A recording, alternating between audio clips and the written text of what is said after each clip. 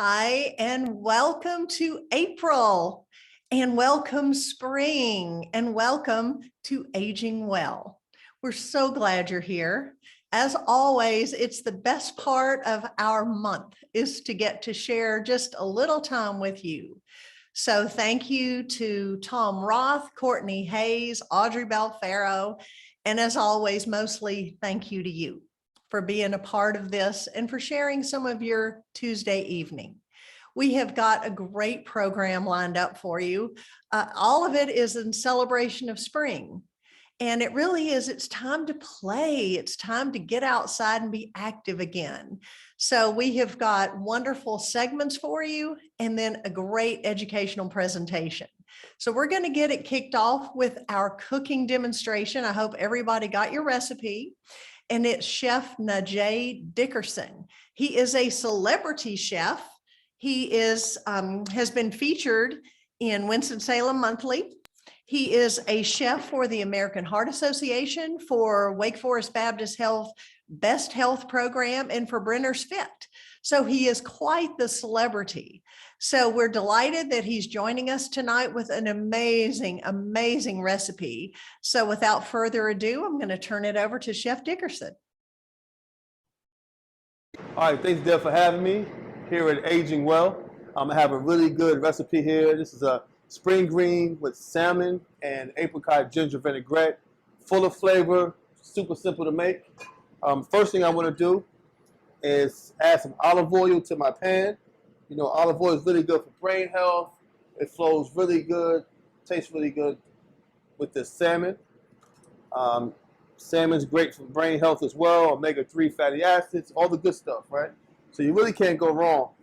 So all I'm going to do here, I'm going to season this really good. A little bit of pink Himalayan salt just to kind of get it going. I like to make mine a little bit spicy, not too spicy. You know, I'll just add a little bit of that. And I want to sear it. Okay, so I'll just add that to it. Give it a quick sear. Go ahead and get rid of my gloves with my fish on it. Put that off to the side there. Now, all I'm going to do is let that finish cooking. I want to make sure I get a good sear on it on the outside, and I'm just going to flip it over, okay? So we'll let that kind of do its thing. Now, in the meantime, I have this really good vinaigrette that I'm going to make. It has all the key ingredients except for fat, so it doesn't have any extra fat in here. So we have our vinegar, all right, which can be your apple cider vinegar, any one you like to get, or white vinegar. It's up to you. We'll have that recipe available for you as well. We have a little bit of apricot spread we're going to add. Not too much. And we have orange juice. I'm going to add some of the orange juice to it as well. Okay. You want to get the orange juice that have the extra sugar or added sugar to it. Make sure that's a point. And I try to use the ones with no pulp in it. Okay. So I'm going to kind of beat this up some. And just kind of break that spread up. That's all I want to do.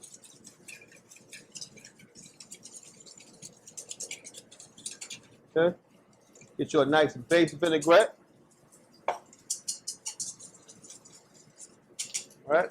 So once you get that done, this is when I start adding my snow peas. I just want to let that kind of sit. I'm going to add a little bit of salt here just to get my vinaigrette going. So when you're making a vinaigrette, you're going to need a little bit of an emulsifier. And that's what this is going to be. It's going to hold it together with the apricot. Need a little bit more.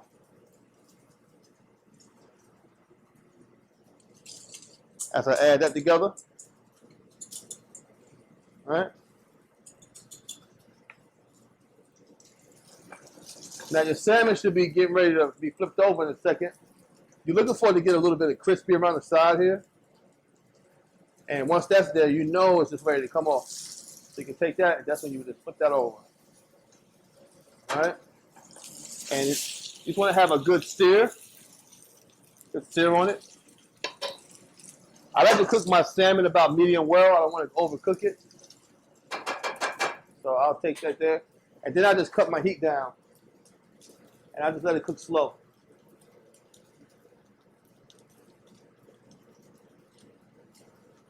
I just let it finish in this hot pan. This hot pan is pretty, can hold that heat for a while, so it's pretty hot there. You don't have to do much to it. Now, I'll add my snow peas, and then I'll get my greens. So I have my cabbage, my red cabbage. I'm going to add that to it. All right? And I just want to get some good color in there, okay? And also, it tastes great. I want to coat that really well. Okay? But this gives time for the vinegar to start breaking down some of the vegetables.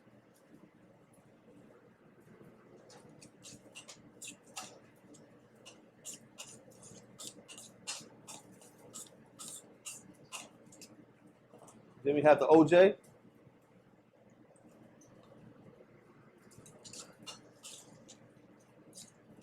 All right. So I try to start, just kind of coat everything first. Then I'll add the rest of my ingredients to it. Now right here I have arugula and I have spinach. So I'll add those near the end. I don't want to break those up.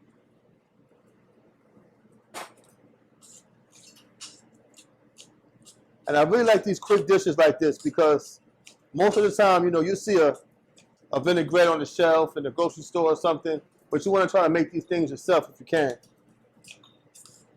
And these hold really well. So you can make this and toss it in here with your snow peas and your cabbage. And then just finish it. I like to finish it with a little bit of cilantro. So I'm going to add a little cilantro in here because it tastes great with the salmon. And I'm going to add some chives, right? So you can add extra vegetables you might have in your refrigerator.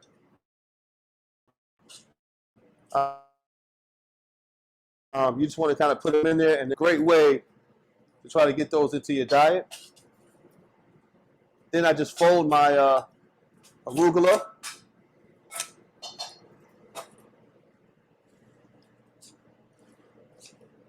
Right in there.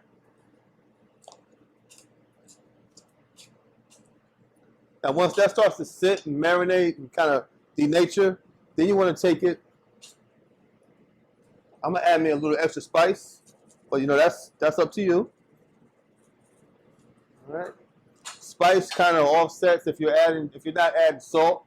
You want to add some spice in there that kind of helps. Same thing with citrus. That's why I added the orange juice to it. So that'll help cut some of the salt you might want to add to a dish.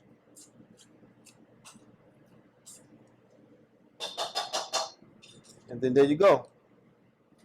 So you take this, you kind of set it up. Like that dressing. And I like to make big salads when I make mine. So don't be afraid to go ahead and dive in there and make a big salad for yourself. You've earned it. Remember that. So make a big salad for yourself. And then the good part about this is once you get the salad made, all you have to do is go in there, add your dressing to it. You don't have to add a dressing right away, but when you get ready to have your dish, you just take that dressing, toss it in there with your vegetables, and you're good to go. Now, the salmon I have here is almost where I want it to be. I'm going to give it a little bit more time just because I want to make sure it's cooked all the way through on the other side. This is a great time to go ahead and glaze it with some of the apricot glaze if you want to add that to it. Also, you can take those herbs and add those herbs to it. Okay?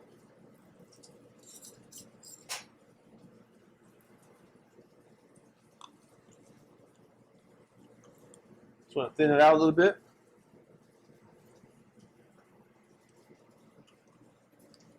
And then I like to do a quick glaze. Now, I can also finish this in the oven to make sure it kind of caramelizes on top. Or I can just make sure it's nice and hot, but I'll flip it over. And it'll still give me a really good product either way.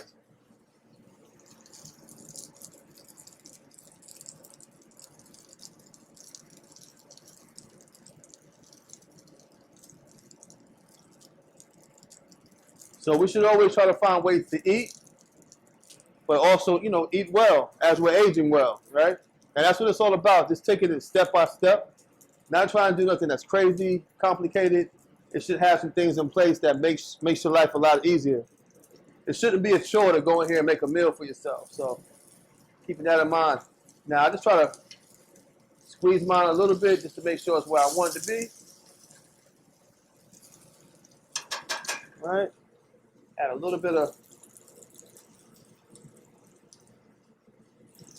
deglazing there, and then that's what I have.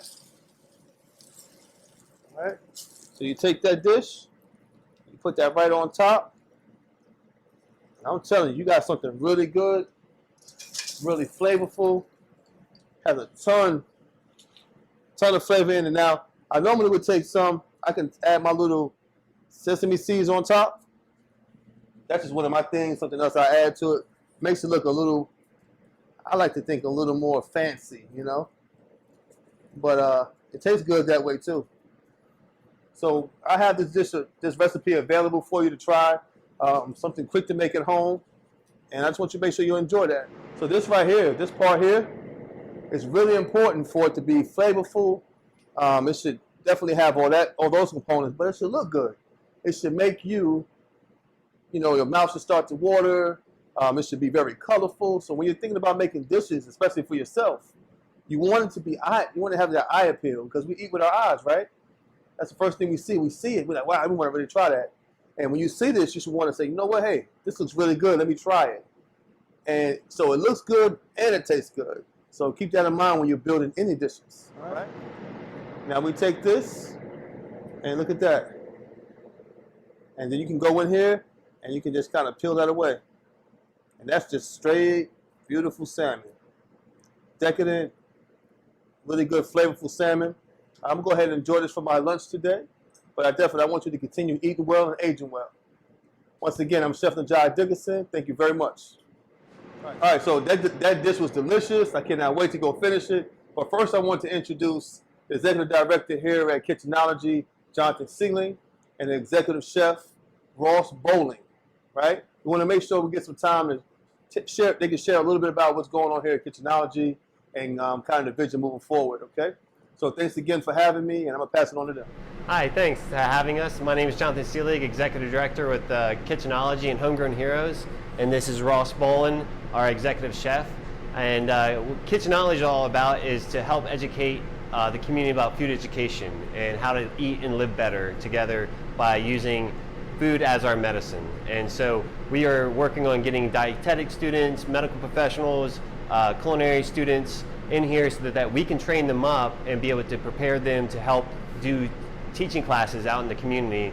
So we are actually integrating our future professionals into the healthcare systems, but also with our community centers and utilizing our teaching space that we don't normally get, especially within our own homes and our own kitchens. But you know, trying to make this an inviting space that we get to come together and celebrate food and learn and engage and have fun in a way that we get to learn together.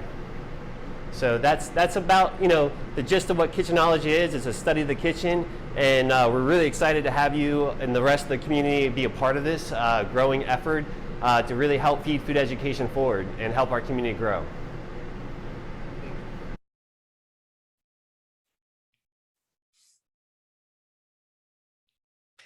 And I'm going to keep everybody posted as their Kitchenology Center really opens full bore, because they were sharing things with me about, you know, we talk about looking at reducing the sodium or the salt in our diet. But oftentimes we don't know how to do that, or we want to keep our food flavorful, but we want to keep it healthy. And they were sharing with me, they said, adding lemon zest, lemon juice to a dish can oftentimes give the very same kind of punch to something that normally salt would. So it's just a wonderful resource that's going to be coming online in our community. And I'll keep you posted, because I think we'll probably be making another trip over there and maybe have some in-person classes. So I just want to thank everybody there. It was wonderful. Such a great, great day spent there. So now moving on to our next segment. Winston-Salem, as we all know, is the city of arts and innovation. And we look at our art community, we're so rich with resources here.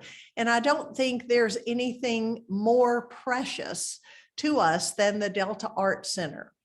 It's celebrating its 50th birthday, its 50th anniversary this year. And so we have Miss Peggy Moore, who's going to give us a tour of the current exhibition, as well as sharing a very rich history of the Delta Art Center. So Miss Peggy, take it away. Good afternoon. So glad to see you. What a beautiful day, an opportunity for you to come by and spend a moment with us. Thank you, Deb, for allowing the Delta Art Center to be part of the AgingWell program. We have exciting things that we do here, and we can't wait to let you know about what we do. So we welcome you. So come on inside and spend a little time with us. Just to my left here, the opening to our main gallery, which is the Simona Atkins Allen Gallery. And the current exhibition is the Invitational.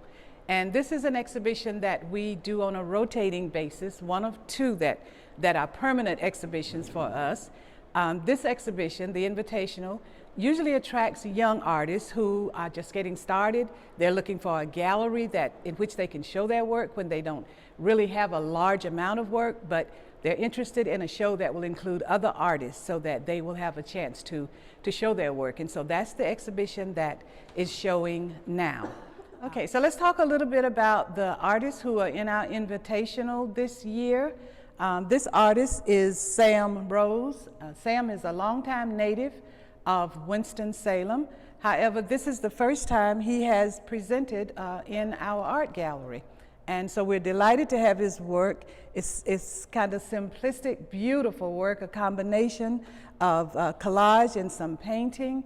But he has exhibited 2 church scenes in these pieces, and one that appears to be a family picnic. And they're very colorful, and like I said, he's new to us, but we're delighted that he is in the exhibition. Some of you have probably heard of Sam. As I said, he's been around Winston-Salem many years and has had exposure in the art world, but just had not had a chance to be with us. So we're delighted to be able to present Sam to our community this year. So another artist I'd like for you to see and to know about is a young woman named Leticia Coleman. And Leticia is always in our invitationals. Her art is just magnificent. She has such a great eye for color and detail, and her images are always so original, and she's very popular around the city. One of my best friends bought a beautiful piece that she did, and she has it in a very prominent place in her home.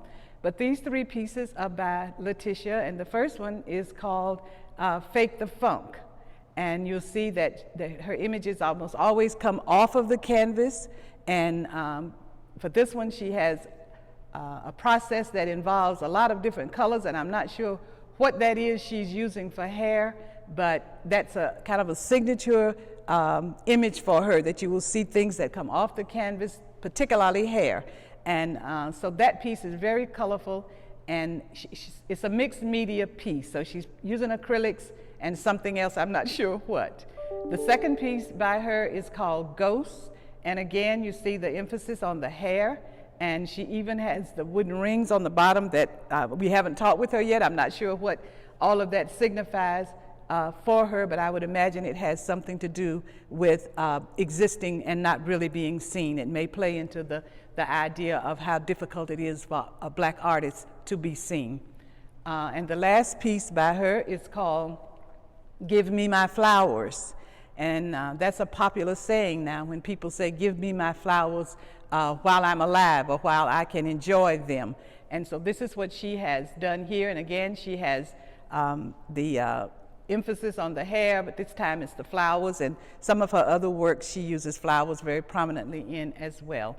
And this also is a mixed media piece. And so, like I said, this is Leticia Coleman, and she's one of our favorites for this exhibition, and she's getting to be very popular around Winston-Salem and around. So this artist is Richard Tuck, and he is new to the Invitational. We, like I said, the Invitational gives artists an opportunity to have their work shown in areas that are not familiar with, that they're not familiar with, and that we are not familiar with them. So it benefits all of us to have new artists come in doing our Invitational. So his work is kind of moody. He has a wonderful way of illustrating light and dark in his work. His sense of perspective is beautiful. And these are oils on canvas. The first one is entitled Night, and you can see a shadow of a man in a building, and there's images of the room around him and other aspects of it, kind of like he's looking out of a window maybe into the night light. The second one right here behind me is called Inside Out, and again you see a person inside a building, but the perspective lets you see that there's a light coming in from the back showing across the bar area, and indeed there is a lamp right in the front of the drawing as well, the painting as well. And so this one is entitled Outside, Inside. So the next artist in the Invitational I would like for you to get to know is Hoyt Pfeiffer. So Mr. Pfeiffer is a resident of Greensboro, North Carolina, and we actually first met him when he submitted pieces for our Invitational about 6 years ago. And he said to us at that time, one day I am going to have enough art that I can have a one-man show in your gallery.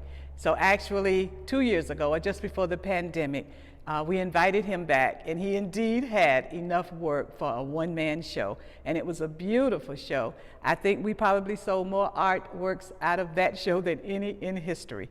But he is a very fine artist, and he, like so many of you and us who are interested in this aging well concept, he didn't start painting until after he had retired.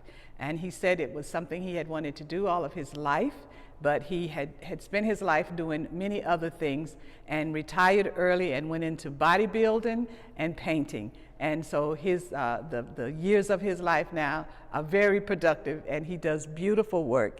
This piece is called The Witch Doctor's Mask, and his work is a mixed media, and he is an abstract artist. So all of his pieces will be pieces that you can look at and read into whatever you want to read into them. But again, he is in the Greensboro area, and his name is Hoyt Pfeiffer. So let's talk a little about the history of Delta Fine Arts. As I said, we were founded in 1972. We grew out of programming of the Winston-Salem Alumni Chapter of Delta Sigma Theta Sorority. We were incorporated as a nonprofit in 1972, and we operated for 10 years without a location, a permanent location. We did the exhibition and other programming in what Mrs. Allen used to call borrowed spaces, where we would, buildings around town, the Haynes Community Center, the Milton Rhodes Gallery, Winston-Salem State, other areas that had rooms and exhibition areas, we partnered with those organizations, and we were able to bring lots of programming around African American history to the community. Then in 1982, we were able to move into a small little frame house that at one time was the residence of the director of the old city hospital, and the building had sat vacant for many years. We secured a grant that allowed us to upgrade the house and refurbish it and make it presentable for us as an art gallery. So we operated there from 1982 till we moved into this building in 2005. We were able to purchase this building outright, and with the help of many friends, the city of Winston-Salem, businesses around the city, and like I said, a great many of friends who contributed to that campaign, we were able to purchase this building outright and upfit it for this art gallery, and so we've been here ever since. So a little bit more about our history.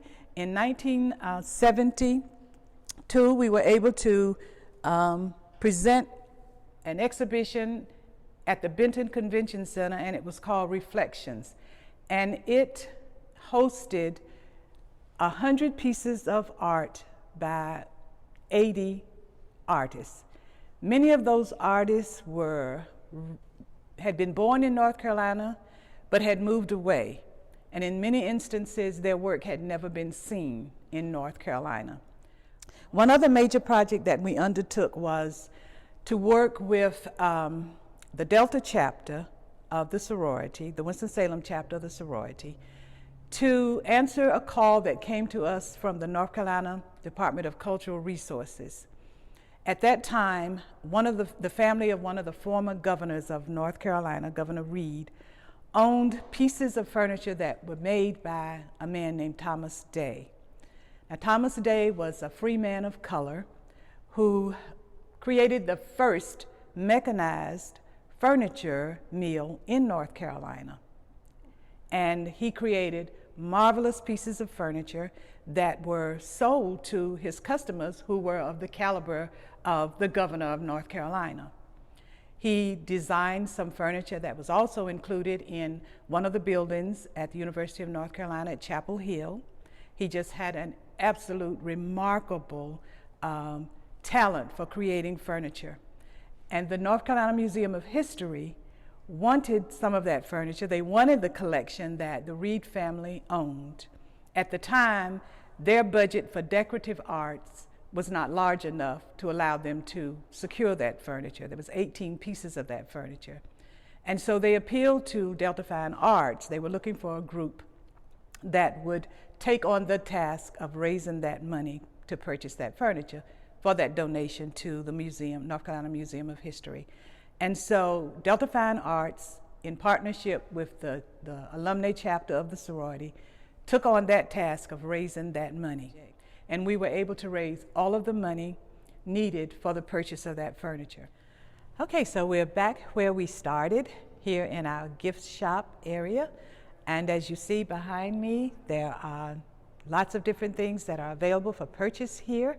We do commissioned work, sales work with local artists who want to bring their work in, and we display and we assist them in getting, like I said, getting their name out and creating a revenue stream for the Art Center. As I said, we are a nonprofit, and so we create as many streams of income as we can, while at the same time making the city aware of the artists who are here in the city, who are so super talented and who work so hard and want you to know about what they do.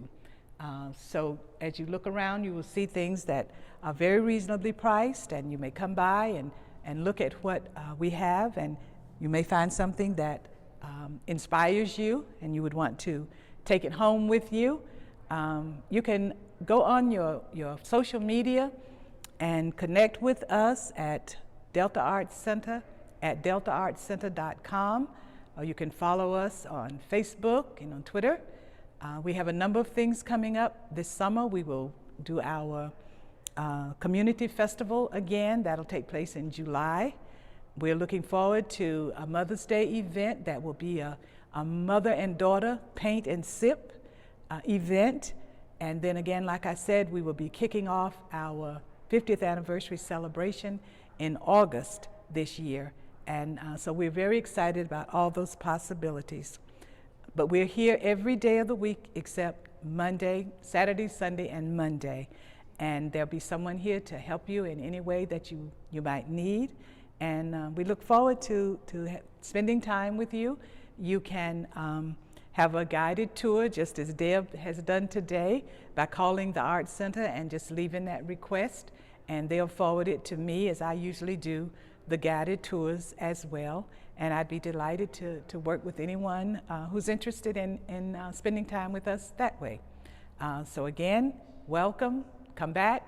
We're delighted to see you, and we wish you much success as you age well.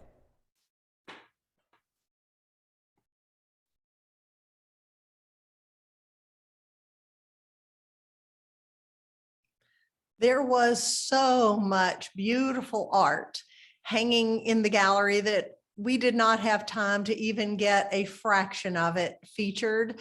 So it is such a wonderful, wonderful place, such a cultural hub, that I would encourage everyone to get out and go see Miss Peggy, go hang out with her a while, because she is so fluent in these artists, their history, and it was just such a lovely afternoon to get to spend with her. So I would definitely encourage you to make a plan and go to the Delta Art Center. So, you know, we try to always bring opportunities for you, fun things to do and fun places to go and wonderful things to cook. And you know, this month is no different. because we would just want to encourage everyone to get out and play. And so we have got two wonderful speakers. Barb Nicklas is the Deputy Director of our Sticht Center for Healthy Aging and Alzheimer's Prevention. And Matthew Burczyk is the coordinator of the Pedestrian and Cycle Program, the Greenway program for the city of Winston-Salem. So Barb is going to kind of share with us the whys and the hows, excuse me, to be physically active. And then Matthew, excuse me, I'm so sorry, is going to share the wheres. So I am going to turn this time over to them and get you excited to go out and play.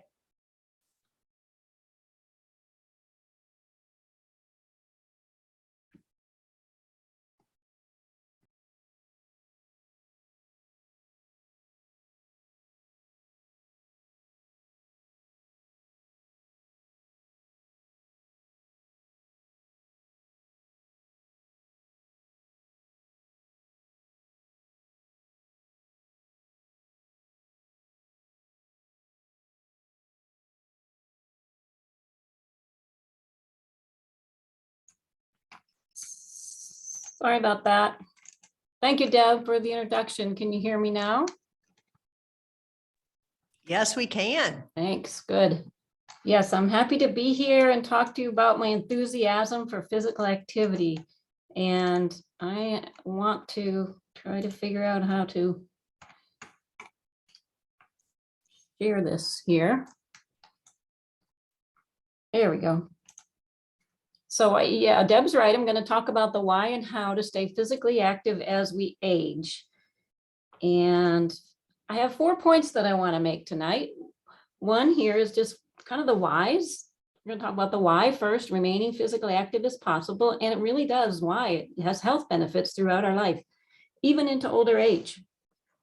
So what are some of those health benefits, and how can physical activity really help us with some of the aging related health problems? And that's what we're going to talk about first. This one shows the muscle movement is necessary across this aging continuum. You can see that as we're younger, we feel like moving more. And as we get older, it's really developmentally normal that we may not feel like moving as much. But what I like to say is that even though our physical abilities decrease in our older years, our need for physical activity does not.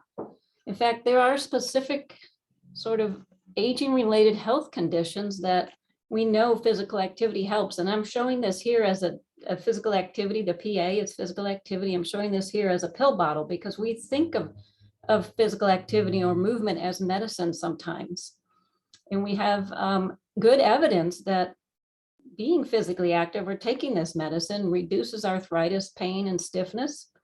It reduces the incidence of frailty, or slows down the path toward frailty, improves our memory and brain function. And I know that's important to so many of us. If you think about physical activity, these are all things that we have data showing that people who are more physically active have better balance, strength, mobility, stamina, and agility. And you can imagine how all of those characteristics and those abilities decrease our fall risk. In fact, when we do fall, it decreases our injury from falls because we have stronger bones and stronger muscles from being physically active. We also have reduced fatigue. And I know as we get older, I can feel it too, that fatigue is real, but being physically active tends to improve that as well. So these are all on top of everything else that physical activity does for us. These are all sort of aging related conditions that we know physical activity improves. So that's the why. I want to talk more about how much physical activity is the first question. How much do we need? It's more than structured exercise. And we think of it, physical activity can be accumulated throughout the day. Some movement is better than no movement. And when we ask this question, a lot of people ask me, how little can I get away with? And we'll talk a little bit about that too. First of all, the physical activity guidelines in 2018, the government pulled together a bunch of the research scientists and experts in this area and put out new guidelines for how active we should be. And this, for the first time ever, there was a chapter dedicated to older adults. And the recommendation currently from the government, and you can see this is the website where you can go, health.gov PA guidelines, if you want to know more about this. The recommendation is that we should try to accumulate 150 minutes of moderate intensity activity or 75 minutes of vigorous activity per week. And if you think about this, 150 minutes of sort of a brisk pace walk is only about 20. If we think about doing that every day, it's only 20 minutes a day. If we think about doing a little bit more vigorous activity when we get our heart rate up and start breathing heavily, if we do that every day, it's only about 10 or 11 minutes per day. So it's very doable to meet that guideline. We also are recommended to do some muscle strengthening activities, and this doesn't have to be weightlifting. It can be gardening. It can be, some kind of movement exercise class with little barbells or body weight. And then the recommendation does include this other recommendation that we should be as physically active as abilities and conditions allow. So we know that sometimes there are times when we just we don't feel like moving or being physically active, but if we can just do what we can, some is better than none. And we are also told to include exercises that maintain or improve balance. When we talk a little bit more about some movement is better than no movement, especially in older adults, and we spend a lot of our time sitting, watching TV, socializing, driving. And what we're finding in our research is that if we just substitute some of that sitting time for light activities, so cooking or walking the dog or walking instead of driving certain places or doing some hobbies that involve standing. I'm standing right now. In fact, I'm lucky enough to have a standing desk. I try to do some of that during the day because I read this literature and I know how important it is, and we all need reminders. Even those of us who are sort of knee deep in this literature and this information. So finding ways, we're talking more about finding ways to sit less instead of finding ways to be more physically active. And this is really a little bit sort of newer information in our field, that maybe sitting less throughout the day has almost as important benefits to our health as exercise per se. And this really showed talking on the phone. We spend a lot of time talking on the phone. If you could just kind of what I call putz around the house, and even if you're talking around on the phone, putz around and try to move a little bit and break up the sitting time. So if you find that you've been sitting for a half an hour or so, maybe get up and move. Because what happens is the research shows that if you just substitute a little bit of light activity for the sitting time, it's associated with 40% less mobility disability, which we happen to define as not able to walk a block or go up a flight of stairs.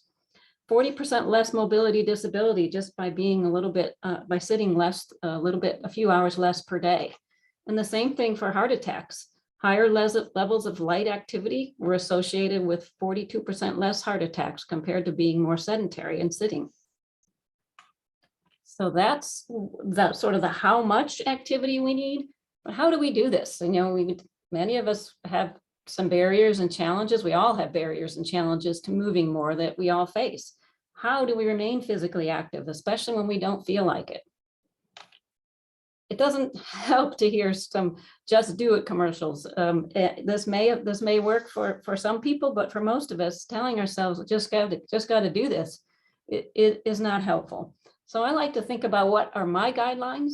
The government didn't want to hear from me, but I have my own guidelines in terms of how do we overcome common barriers. This is one of the common barriers I know that we all have, that we say, I can't do this anymore. I used to be able to do this, and now I can't. So I'm not going to do this, or I'm too old for this. I hear this all the time. In fact, I tell myself this sometimes. And what I say to that is we have to really practice a can-do belief. You have to believe that you can do something before you do it. And believing you can do something really comes down to setting realistic goals. It's true that all of us used to be able to do a lot more than we can physically as we age. And then there's a lot of individual differences around that, but we all would do better setting realistic goals and meeting those goals and believing we can. So instead of thinking, I used to be able to run a mile in 7 minutes. Now we need to set realistic goals and think, can I walk a mile in 15 minutes? Another common barrier I see, and this struggle is real, really. It hurts a lot sometimes if you have arthritis or other conditions, chronic pain. It does hurt when you first start moving. A lot of times the fatigue kicks in. I'm really don't feel like it because I'm tired, and that is a true phenomenon that happens. How do we sort of overcome that barrier? Here I say slow and steady. Think about the turtle. Consistency over intensity. Instead of trying to do a heavy sort of physical activity movement once a week that is very intense, it's more important to be consistent and go slow. And I always try to involve and sort of tell people about the importance that I feel about the use of a walking stick, a cane or a walker. We call it a walking tool. The reason for that is, yes, it does help with balance, but it also helps us be able to have more stamina. It hurts less when we take a little bit, use that tool to take a little bit of the weight off, and we maybe don't get as tired easily when we use those tools. It's beneficial to keep moving even if we're using one of these walking tools. And a lot of times I just don't feel like it, and I'll tell myself I'm just going to do 5 or 10 minutes, and if I still don't feel like it, then I can quit. So if you go into it thinking I'm gonna quit if I continue to feel like this, most of the time, 99% of the time, you will feel like the endorphins kick in, and you'll feel a little bit better about moving, and you'll stick with it. So the other excuse we hear a lot is no time for it. And this is what I have to say for that. Pay yourself first. If we think about a typical person's day, and this is just on average, most people sleep 8 to 9 hours. We sit for 8 or 9 hours. And if we can be physically active with light movement, that putzing around for 5 to 6 hours, and we can be a little bit more moderate physical activity for a half an hour or an hour a day, guess what? It only takes 2% of our day to meet the physical activity guidelines, 2 to 4% of our day. And only 20% of our day not sitting or doing light activity to meet the guidelines. So pay yourself first. The first thing that I want to make a point is, and Matthew will continue this sort of theme, is that there are organizations and communities that are local that offer resources and opportunities to promote movement. One of these is we're going to start again at the Sticht Center, and I can answer more questions about our walking program and in the question section of the session today. But we had this program up and going before the pandemic, and we are in the process of starting this in local neighborhoods. Faith communities and the YMCAs are interested in hosting a walking program with leaders that provide a safe, social, and accessible program. And so it's group-based, instructor-led, and we really know it's effective in maintaining, improving mobility. So look for those in the near future. There's also a couple of programs that are available virtually if you don't want to leave the house, and some people can't leave the house. As we age, we find it harder to get out, or maybe can't drive. There are some virtual opportunities, and one is this company that I started working with called Vivo Fitness. It's mostly strength and balance exercises, and there are levels of physical activity. You can see in the upper right-hand corner a person who is doing the same activities as the other folks, but sitting in the chair and having just as much benefit. So this is a virtual group-based facilitator-led program. And then we have Silver Sneakers in town. I don't know if you know, but at each of the Ys and the Gateway YW, the YMCA and the Gateway YW have Silver Sneaker programs. And Silver Sneakers also has a virtual offering as well. So those are some of the just local resources that I know about. And I'll thank you and turn it over to Matthew he can talk a little bit more about other local resources for being physically active and getting out and moving. So I'll stop. All right. Great. Thank you, Barb, very much. And thank you, Deb, and everyone else for the invitation. I certainly appreciate it. My name is Matthew Burczyk. I am the Bicycle and Pedestrian Coordinator for the City of Winston-Salem Department of Transportation. So I focus on transportation issues related to cycling and walking. So I work a lot on sidewalks, sidewalk construction, bike lane installation, and also greenways.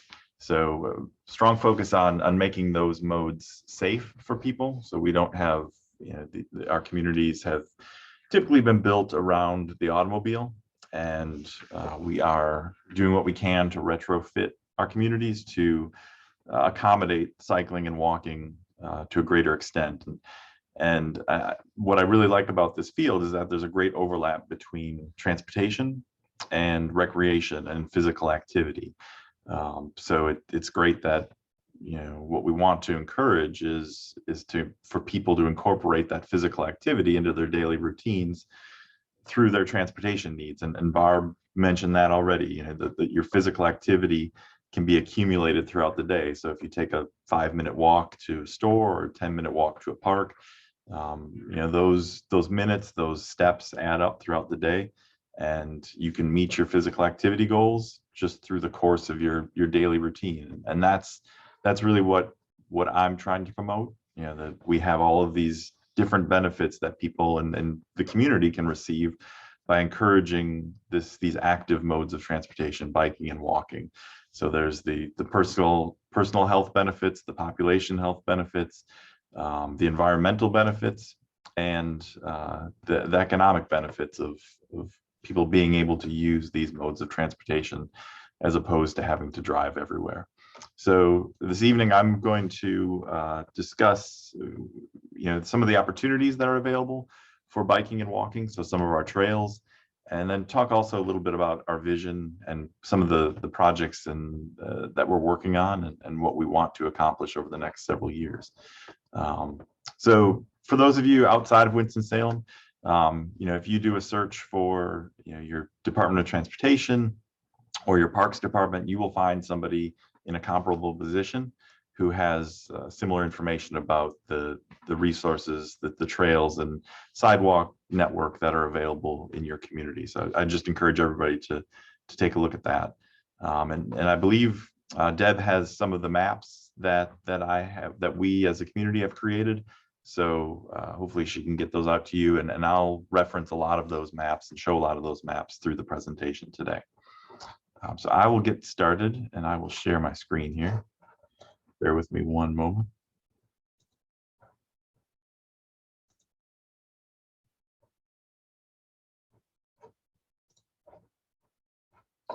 Okay. Hopefully that looks all right for everybody. Deb, can you see that? Yes, it looks great. Great, thank you. So again, my contact information is there in the corner. If you have any questions about these resources, feel free to contact me, and we'll flash that at the end as well. Okay, so our Greenway system, just a quick overview. We have about 25 total miles of trail, 20 of which are well connected via the Salem Creek Greenway, and I'll show some images and some maps of this later. But really that's the key to this whole thing. It's one thing to have little segments of trail here and there that can help people be active, but if we can connect all of those trails together and give people long distances that connect neighborhoods and destinations together, that's really what's going to encourage people to use these trails and the sidewalk network as a transportation option. So that's been our focus, is connecting all of these different pieces of the Greenway network connected. And I have a stat there for Salem Lake. We have about 250,000 biking and walking trips there annually. It's probably our most popular destination trail, most heavily used trail. But that gives you an idea of just how many people are out using the trail system. I also have a reference there to Flow Bikes, the bike share station. So obviously you can walk on the trails, but if you'd like to bike and you don't have a bike, there's a very low cost option. I think it's about $25 per year for unlimited rides on a bike share bike. And those bike share stations are positioned at different greenways throughout the community. So if you want to ride a bike and you don't have one, Flow and the National Cycling Center and a number of other sponsors have made these bikes available for you to rent.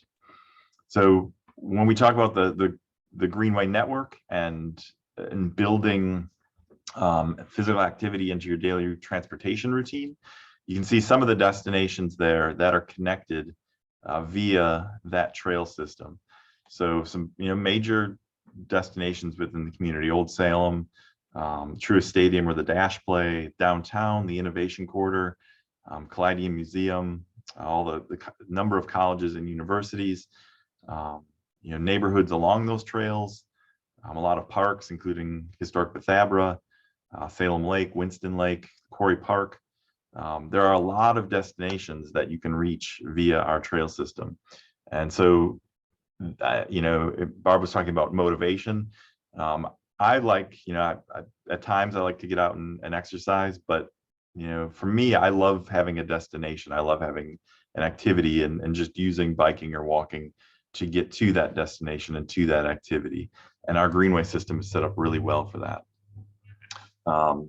So a little bit about our system. So in red there, you'll see, that, in my mind, that's kind of the vision we have for building our trail system. So we want to build, we're an urban community. We want to build an urban trail network for daily activity and transportation needs that provides access to natural spaces. So this is just a screenshot of our downtown, really, Salem Parkway, and one of our projects that we're currently working on. There's a path that we are about to begin construction on along Salem Parkway. And this is kind of a good example of that urban trail network providing a good daily activity and daily transportation, meeting those daily activity and transportation needs, but also providing access to natural spaces. So this, a quick highlight of a recent project, that path along Salem Parkway. And when Salem Parkway was rebuilt, we took that opportunity and worked with Creative Corridors Coalition to build this bridge. So this location that I highlighted here, this is the bike and pedestrian bridge that is at that location now. So this connects a neighborhood to Truist Stadium. So just to the right of this photo is Truist Stadium, and just to the left is a neighborhood.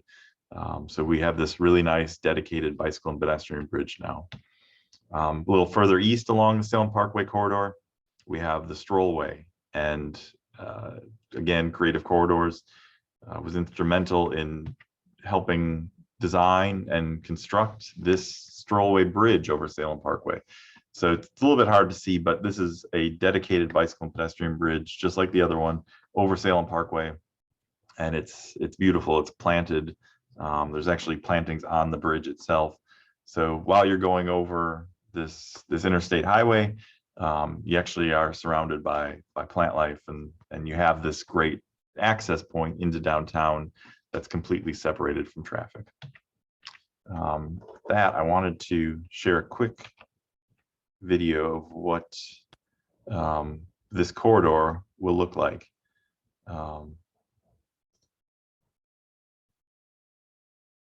So this is, that pink line is the path that I just mentioned.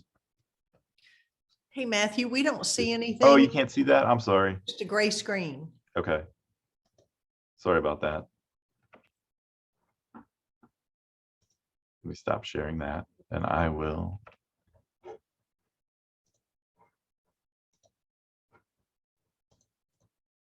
Okay, Deb, is that better? Yes. Okay, great.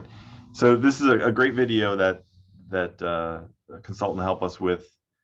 This is the path along Salem Parkway. So on the western end, that's Baptist Medical Center, right where we're starting here. So at the hospital, you can see that path along Salem Parkway.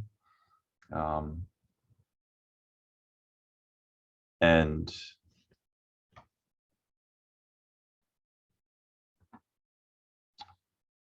crossing Peters Creek Parkway.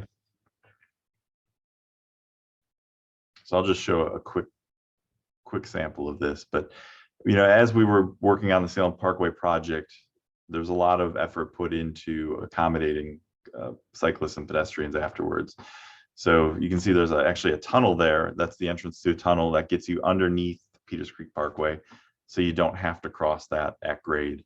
And as you cross Peters Creek Parkway, you approach Truist Stadium. So again, trying to connect where people live, those neighborhoods, to key destinations like Truist Stadium and the rest of downtown, the job center, the activity center, that kind of thing. So I'm going to pause this real quick and stop sharing, go back to the slides.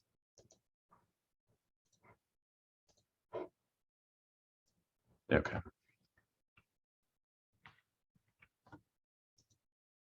So looking at the full Greenway network, and these are the maps that I've referenced before, and you will have access to these maps. So I'm just going to go through them briefly here and give you an overview of what's available. But you'll see in the lower left-hand corner of this, you'll see that's where a lot of the trail network is. So we have that's where about 20 miles of trail is all connected there, and really a lot of key destinations are connected via that. But starting out, we have the Muddy Creek Greenway on the west side. It's about a 3-mile section of trail. Jameson Park is along that. There's a number of schools along that. So, in addition to people getting out and using this for exercise, families can also use it to access the schools, Meadowlark Elementary and Meadowlark Middle Schools along there, and Jefferson Elementary. Bethabara Greenway on the north side of town, so through Bethabara Park, more of a walking trail, a lot of natural surface trails, but also some asphalt trail, but a great way to be able to explore historic Bethabara. Silas Creek Greenway, kind of on the near west side. It's relatively short, but it's it's right next to a neighborhood there, so really good access for the folks who live near there. It's a little less than a mile long, but is very close to Sherwood Forest Elementary School. Gateway Commons Greenway. So this is a greenway that is contained within Gateway Commons Park. So it's a good just walking option for the neighbors who live here. So you can see in the background of this photo, there's some houses there. There's a lot of housing nearby. So it's really easy access for the folks who live in that neighborhood. And this is really just north of downtown, between Northwest Boulevard and Glen Avenue. So the Strollway, this is one of my personal favorites. It runs, you can see that from the Salem Creek Greenway basically into downtown, and it runs along or within the Old Salem Historic District. So it's a really nice way to be able to explore the historic district. And we actually just invested about $600,000 in this trail to improve the surface and improve the lighting. So it's like a brand new trail again, and it's really beautiful. The Long Branch Trail, one of our newest trails that connects, again, the Salem Creek Greenway into downtown and the Innovation Quarter. And so I don't know if any of you have explored the Innovation Quarter, but a lot of restaurants, Bailey Park is there. There's a lot of activity there. Wake Forest School of Medicine and the Engineering School have classes in these buildings. So it's a really great connection to all of that activity. And you can do that directly from the Long Branch Trail. And it's, sometimes it's easier to do that and park a bike or just walk up to a restaurant or one of the parks rather than trying to find parking in the area. The Brushy Fork Greenway is on the kind of the northeast side and connects the Salem Creek Greenway to Winston Lake Park. And you can see there's a bridge there. So, a bridge, and then we go underneath a roadway bridge. And that's really an emphasis. We want to provide that separation between where people are biking and where the cars are. So we want to encourage and make people feel comfortable when they're out on the trail network. And providing that separation is a key to that. The Wautown Greenway, another relatively new trail, connects to the Quarry Park from Salem Creek Greenway. Quarry Park, for those of you who haven't been there, is fantastic. There's a shot of the trail through the woods. It's a really nice setting, but probably the highlight is this observation deck right out over the quarry. So there is a trail that will get you directly to this spot. So it's a great place just to explore and be able to bike and walk there. Salem Lake Trail, I mentioned 250,000 users trips per year. and probably the most popular trail that we have, the most well-known. It's a beautiful setting. It's about 7 miles around if you want to do a loop around. And we're actually working on a project to extend this trail east of Salem Lake, connecting to Kernersville, and then eventually through Kernersville to Greensboro. So we're hoping to have that regional connectivity as well. And then I've mentioned this several times with the Salem Creek Greenway. This really serves as the spine for the whole network. You can see how all of those other trails are building off of the Salem Creek Greenway. So this, like I said, this is the spine for a majority of the network. So if you get on this trail, you have access to so many other destinations along the way. Here's again, this is Highway 52, and we have this nice underpass under 52. So again, you're not dealing with any of that traffic. So again, thank you. I appreciate the opportunity, and I'm happy to answer any questions, and my contact information is there. Yeah, thank you for the time. Well, we always are respectful of everyone's time, but if you are able and interested in asking our speakers any questions, they have agreed to stay as long as you keep asking questions. So I am going to go over and kind of moderate some of these. So the question is, can we access this info, including the video? Yes. I will be sending the actual full video to everyone, as well as the handouts from Barb and Matthew's presentation, and again with the recipe again. So yes, you will be getting that from me in a day or so. It just takes a day or so for them to format the video. Okay, we have another question. If I drive to Winston on East 40 from Davie County, where can I park to walk Greenway or to walk to downtown Winston? So there are a number of spots for that, and actually the guide, the maps that will go out actually have the parking locations, but probably the easiest one from 40 is Marketplace Mall on Peters Creek Parkway, and that's the western terminus of the Salem Creek Greenway. So from that point, you can access everything. So from 40, I think that may be the easiest spot. Okay. And, you know, I have taken advantage of these trails, and what I love is that there are cyclists and there are walkers, and it's kind of like anything goes. And the cyclists are extremely polite and respectful of the pedestrians. So I thank you, Matthew, for your leadership and for sharing this information with us. And Barb, thank you for inspiring us, because you know what? It's time to play. It's a wonderful stress relief. The time is right. The weather is perfect. The days are longer.